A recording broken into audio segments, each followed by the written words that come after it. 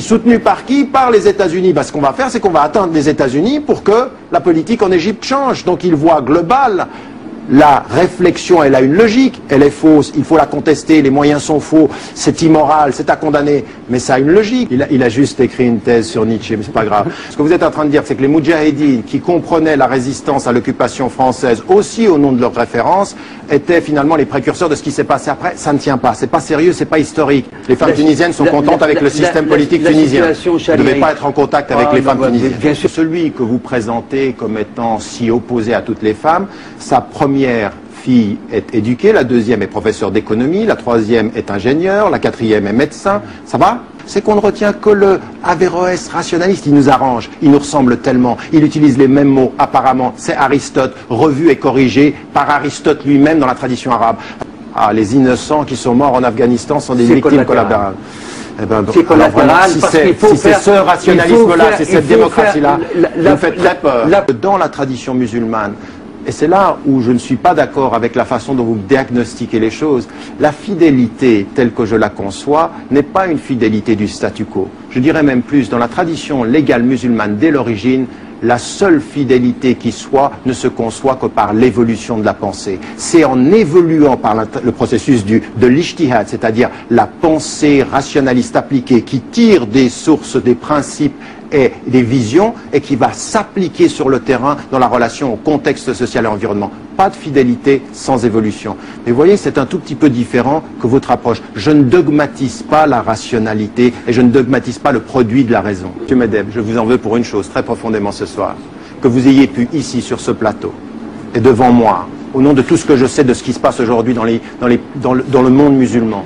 Parce qu'au moment où on parlait de Abu Ghraib, de moment où on parlait de Guantanamo, je disais aux musulmans, n'oubliez jamais dans la critique que vous faites de ce qui est la torture, de l'acceptation de 53% du peuple américain de ce que c'est la torture de Guantanamo, n'oubliez jamais ce qui est en train de se passer dans les prisons des pays arabes, en Arabie Saoudite, en Tunisie, en Algérie. Et je vous en veux profondément. Je vous en veux jusqu'à quelque chose qui a à voir avec la révolte intime de pouvoir dire ce soir qu'au nom de la laïcité, on peut accepter qu'un État ne soit pas démocratique et qu'il soit comme l'est aujourd'hui la Tunisie. Je vous en veux profondément.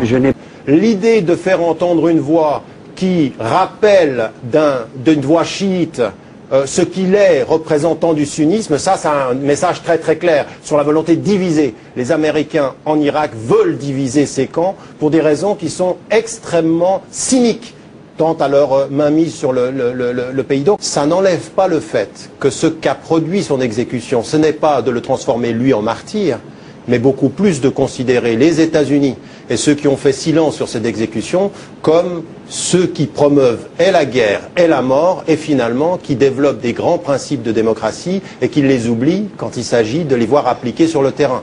4 erreurs monumentales. La première, enfin il y en a même 5, la première c'est l'invasion. L'invasion de l'Irak est une faute et un mensonge sur lequel a été construit l'ensemble de l'opération. Mais l'autre faute, c'est d'abord le procès. Le procès n'est pas transparent. En plus, on ne l'a pas jugé pour tout n'était pas terminé. Et pourquoi ne l'a-t-on pas jugé sur ce qui s'est passé dans sa collaboration avec les Américains? Il y a 2 ou 3 situations, au-delà de ce qui a concerné les Kurdes, mais ce qui a concerné la guerre en Iran, de ce qui a concerné les chiites qui ont été tués, sur finalement des propositions ou des sous-entendus américains. On ne l'a pas jugé là-dessus car ça aurait mouillé les partenaires d'hier. Donc il a été tué avant même qu'on fasse un procès transparent. Deuxième des erreurs, c'est finalement le jour de la fête. Le jour de la fête de Eid al-Adha pour tous les musulmans, mais qui, en Occident, tuerait quelqu'un, exécuterait quelqu'un le matin de Noël? Et donc, de nous faire croire que c'est les Irakiens qui auraient réussi, qui auraient voulu cela, c'est de prendre les gens pour des idiots. Mais la dernière chose que je voulais dire, un tout petit peu en décalage de ce qui a été dit, c'est que je pense qu'il y a même une rupture en Occident entre le silence des États et ce que les populations voient. Parce que les populations ont été choquées, beaucoup ont été choqués de cela. Et je crois que le silence gêné des États derrière l'autorité, la super-autorité américaine par rapport au malaise qu'il y a dans les populations occidentales, européennes, je l'ai entendu partout, en Italie de façon très très forte, ici en France de façon très forte, en Angleterre de façon... On a été choqués du silence de Blair.